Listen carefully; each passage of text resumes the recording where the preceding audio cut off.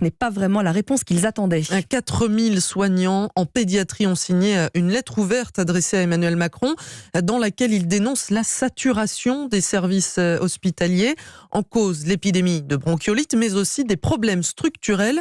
Une alerte à laquelle le gouvernement a donc répondu, Louise Douillet. C'est Agnès Firmin-Lebaudot, la ministre déléguée de la Santé, qui s'est exprimée en indiquant que le gouvernement avait conscience que les urgences pédiatriques étaient saturées et elle a ajouté compter sur la solidarité entre les hôpitaux et la médecine de ville.